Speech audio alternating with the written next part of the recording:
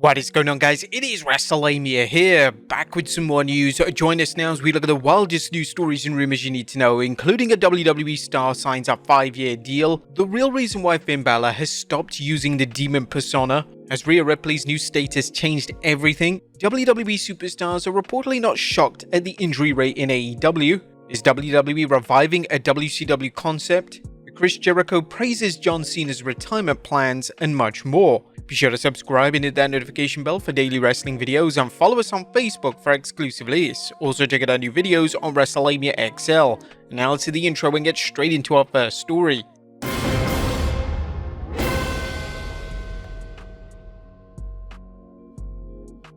Our first story looks at a WWE superstar signing a 5-year deal.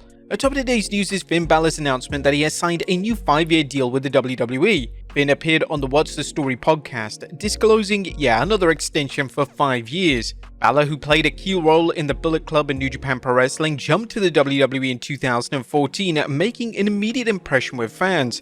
Despite some fantastic work and plenty of fan support, Balor's main roster career stumbled after he was just injured when he defeated Seth Rollins to become the inaugural Universal Champion. Fortunately, Balor's run in WWE has reinvigorated him and his career. Finn discussed how he wasn't sure at first whether he was physically ready to continue or if the WWE wanted him to stay. It was 6 months to when my contract was coming up. Shit, is this the end of my run? Is it time to move on? 10 years is incredible. I lasted for 6 years in England and I thought whatever I do in England is always going to be the biggest chapter of my career. Then I went to Japan for 8 years. You lasted 8 years in Japan, that's definitely going to be the main chunk of my career. Finn, who turns 43 late this month, has plenty of TV time on Raw since his 2022 heel run when he joined the Judgment Day. Balor discussed the twists and turns he had during his wrestling career, saying, "When I was just going to WWE to see what happens, maybe last 2 or 3 years and go back to Ireland or Japan. I'm 10 years in with another 5 years to go. Fingers crossed, they don't fire me. It's a pretty wild journey." Are you glad Finn is sticking around in WWE, or would you have preferred he worked elsewhere?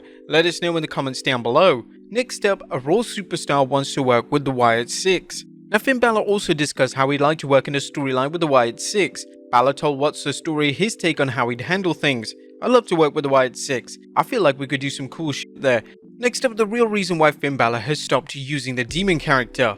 Balor also discussed how he feels the Demon character has been mishandled over the last few years in WWE and probably wishes not to bring it back at all. He mentioned on the What's the Story podcast that "I would like to keep Finn as a heel and the Demon as the babyface and not blur the lines at all, but it's so hard and I feel like the Demon's kinda something that we haven't executed very well the last couple of years, and I'd rather not do it in a way that I'm not happy with, so, and look, in 6 years time they can throw me out there in the Demon paint and I'll do the entrance." But now Finn's having too much fun and I feel like they can give a lot more layers as a heel Finn than the Demon. There's already a connection between Balor and the Wyatt Six as Balor battled Bray Wyatt, defeating Wyatt at 2017 SummerSlam where Balor adopted his Demon character. Finn then later clashed with The Fiend at 2019 SummerSlam with The Fiend squashing him.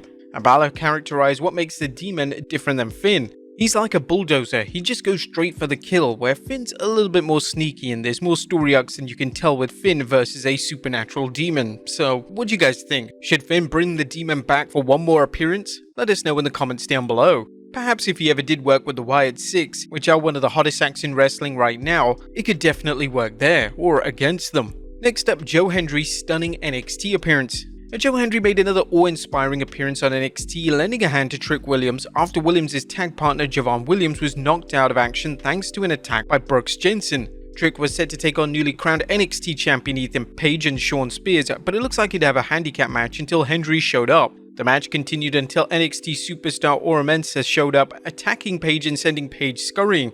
Hendry and Williams made short work of Spears, who was now wrestling a de facto handicap match with Joe getting the 1-2-3. And despite the match deteriorating into a handicap match, this was an important win for Hendry and it's clear he's over with the fans, like mega over. If the recent rumors are true, fans should expect to see more of Hendry in NXT. Next up, Rhea Ripley's status has changed everything. Now, is Rhea Ripley still a heel? Some fans are curious how the WWE intends to handle the Eradicator character now that she's back from injury. Ripley, who has soared as a heel, including a lengthy reign as women's champion, has vastly improved since joining the Judgment Day in 2022, both in her ring work and on interviews. However, is she going to continue her hard-edged heel character as she confronts Liv Morgan, seeking payback for Morgan knocking her out of action and moving in on her man Dirty Dominic Mysterio? Well, now PW Insider is reporting that Ripley is listed internally as a babyface, a move which on paper may seem contradictory as the rest of the Judgment Day are listed as heels, including Damian Priest. However, fans have seen instances where wrestlers being recognized as babyfaces still associate with heels until a promotion drops the hammer on an official turn. Ripley has been getting babyface reactions for several months. In addition to her homecoming at Elimination Chamber Perth, she's been applauded by fans who appreciate her dominant style and badass persona. The WWE hasn't been afraid to book heel versus heel or babyface versus babyface matches, which has led to some interesting encounters. However, in this case it appears Ripley versus Liv Morgan will be a babyface versus heel encounter. Could this however be a sign that if Rhea Ripley is a babyface that they will turn on her, betraying her for Liv Morgan? What do you guys think? Let us know in the comments down below. Next up, WWE superstars reportedly not shocked at injury rate in AEW. AEW has seen a surprising number of injuries to its talent, a situation WWE superstars are reportedly not surprised by. PW Insider's Mike Johnson is reporting that some WWE superstars have told him they believe AEW's lighter schedule makes it easier for wrestlers to get hurt. One thing that was regularly privately complained about during the Thunderdome era was that they found it a lot harder to perform when they were only competing on Monday or Fridays or doing the SmackDown and Raw tapings because they could not callous their bodies into the ring. While it may seem counterintuitive that wrestlers would be more injury prone when wrestling less, when presumably they could heal, Johnson explained, "At numerous top talents in WWE tell me they were actually very relieved when they were able to get back into the touring situation because it's actually easier on their body, because their body would never get a chance to sort of heal from the weekly beatings that it would get, and they would just get into the groove and be used to it." According to the wrestlers, that was actually easier on the body than wrestling, having 5-6 days to heal and then wrestling again. They could get into the ring and take bumps, they could get into the ring and do drills and do repetition and things of that nature, but performing is a completely different animal. Even veteran wrestlers have experienced problems returning to the ring after a long absence, getting injured during a match. The Rock suffered a hernia during his WrestleMania 29 match against John Cena. Likewise, John Cena required surgery on both of his arms after his 2023 return to the WWE. Now, this is certainly interesting as that fans have often heard complaints that too grueling of a schedule can turn nagging injuries into more serious injuries. At the same time, it's important to note that WWE has quite a few injuries of late, including some major ones to superstars such as Charlotte Flair, CM Punk and Asuka. Add in numerous injuries to NXT superstars, particularly its female talents, and there have been questions about training and how often wrestlers compete. Do you guys think there is any merits to what Johnson is reporting? Let us know in the comments down below. Next up, Chris Jericho praises John Cena's retirement plans. A veteran grappler, Chris Jericho, is speaking out concerning the recent announcement about John Cena's upcoming 2025 retirement tour.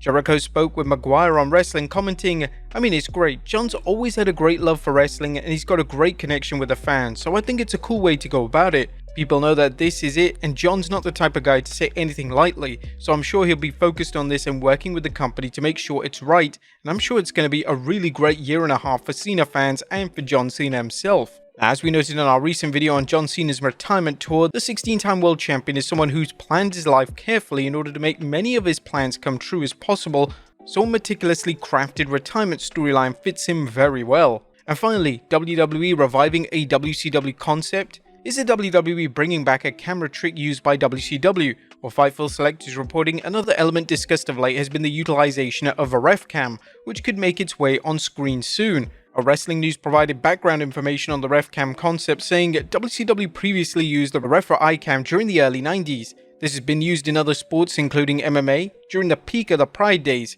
WWE is fresh off its Money in the Bank and Heatwave PLEs, both highly praised shows. Our fans have noticed many changes to the WWE's production value since Kevin Dunn's departure, and they seem to be open to trying new things, or in this case reviving classic ideas to improve the fans' visual and audio experience. This could also be a way to avoid those botches in the ring, as recently we had Damian Priest who didn't manage to kick out during his match against Seth Rollins at Money in the Bank. What would you guys think? Let us know in the comments down below, and I'll see you next time with some more wrestling content.